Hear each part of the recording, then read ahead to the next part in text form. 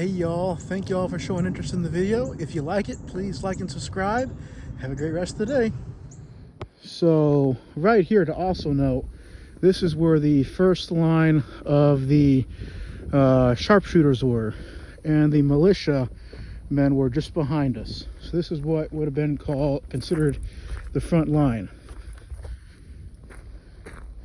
Anyways, so at first light on January 17th of 1781, a significant change of course in the war was about to happen.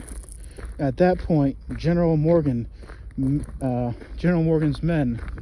met Tarleton's men on the field at Cowpens. Also, let me make note that Tarleton and his men had been marching since like 2 a.m. I think. So they had been pretty tired at the point of the battle. So that was definitely something that had a drastic effect on the British. Anyway, so being the great leader that Morgan was familiar with, the militia and his men. And he was also somewhat familiar with Tarleton's men and kind of sort of knew their fighting style. So that kind of, well, I mean, I guess he knew just enough about Tarleton's men to be dangerous, to put it lightly. But anyways, hoping to dampen any thoughts among his own troops, like any thoughts of retreat among his troops, he positioned his forces between the Broad River and the Packlet River. As noted, one of the rivers is behind us and all that stuff, and he didn't want to, he kind of wanted to just dampen the thoughts of retreat. Of course, Morgan was understandably worried that his men would panic without that, and well, either way, there was going to be a panic, but figured that he'd kind of dampen it to an extent, because as some of you may know, at the Battle of Camden, there was a whole fiasco with the militia retreating and all that stuff, and it caused an issue, unfortunately. So between boosting their morale the night before the battle and putting their backs to a river, the rivers and stuff, he figured that would be a huge help with preventing any retreats or any fiasco along that extent. And at that point, Morgan was hoping that Tarleton would decide to do what the British do best: use the typical British field battle tactics that they had normally used by lining up his men in a linear assault. Morgan purposely decided to leave his flanks open, which was inviting Tarleton's troops to take the bait. So at this point, this is where the front lines of the British were, with the cavalry, the British cavalry, the dragoons and stuff were back, but just behind them at that point. Anyways, Morgan then starts forming his soldiers into 3 separate lines. The first line consisted of, the sharpshooters and stuff. Then the second line was the militia. And the third line was the Continental Army in sorts. Those were the professional trained military for the Patriot cause. But as previously mentioned, Morgan tried to start a little competition the night before, between the Georgia and North Carolina men, to see who had the best aim and were the bravest. Part of that contest was to see who could get rid of the most officers. Morgan figured he would try to cause as much disorganization amongst the British as he could. Now, what's also something that's noteworthy is that, as previously mentioned, the battlefield was about maybe 500 yards by 500 yards or whatever. But on each side of the battlefield, there was kind of like swampy area in sorts. So it kind of, in some sense, kind of created some sort of kind of like pathway, I guess, per se. So this is an example of what was on either side of the battlefield.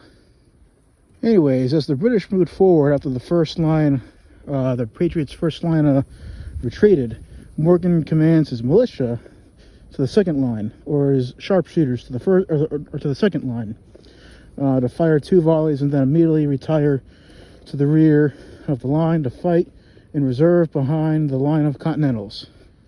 But anyways, with the first line retreating to the second line, these, some of the maneuvers and all that stuff, though, and and especially considering the terrain as well.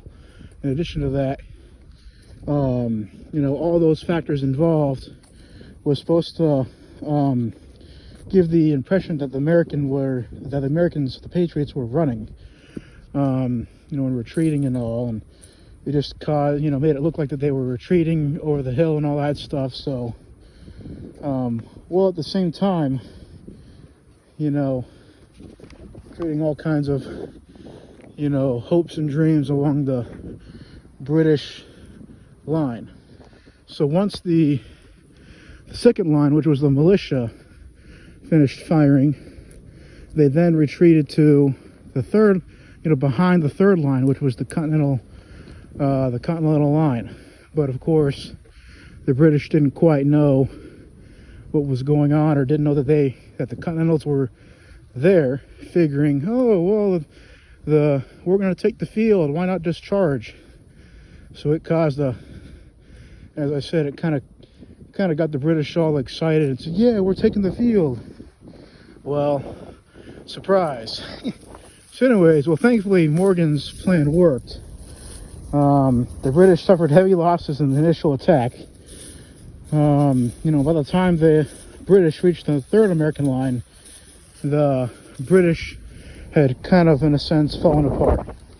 But at that point, the British were relatively low on officers, but Tarleton's men continued to try to push forward and press their supposed advantage. Just about an hour into the battle, the remainder of Morgan's Virginia regiments, the Virginia regiment, of course, started to fire at point blank into the British army as they attempted a pointless flanking move on the right.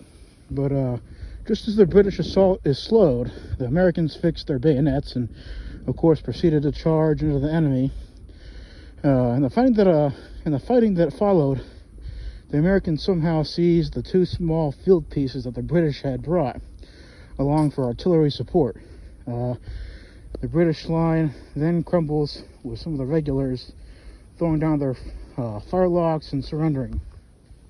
And at which point, the American cavalry then advances and swings around and attacks the British at that point. So anyways, William Washington, who by the way is George Washington's cousin, once removed or something, comes flying in and devastates the remaining British and all that sorts, and to meet Tarleton's men just behind the Patriots, or just by the Patriots' men, the third line. So of course, Tarleton's men try to retreat and all that stuff, but were then chased down by William Washington's cavalry, and for the most part, or most of them, or quite a few of them, several quite a few of the British were captured, and I think like over 500, about 500 to 700 men were captured at that point. Crazy enough, William Washington actually decided to personally take on Tarleton with his saber, shouting some insults as he attacked him, I guess kind of rightfully so, and said, "Tarleton, you're a bad person," for lack of better words. But I guess Tarleton shoots Washington's horse out from under him, and I guess like the rest of his men, Tarleton then flees the field, and by about 8 a.m. the battle is over. So anyways, long story short, General Morgan knew that Cornwallis, who was the British commander of the British Army in the South, wouldn't be happy with the result of this battle at Cowpens. So Morgan got smart, and this is where the race to the Dan actually begins. Hoping to make a video on that soon, on the race to the Dan, and kind of do an informal video on that. And this right here is the lineup of the British forces right here. The British forces had a total of 1,050 men. So I guess this is a rough approximation of how many men were on the American side, the Patriots. I guess, you know, according to the office inside, this is not the most up-to-date information. They're suspecting that the numbers are a little bit higher as to the total amount of Patriot forces. Upwards of 1,400 men, because you also got to account that the you know, as the battle was going on, you know, militiamen were showing up, you know, throughout the battle. They were showing up and stuff. So the total number doesn't really account for that, but oh well.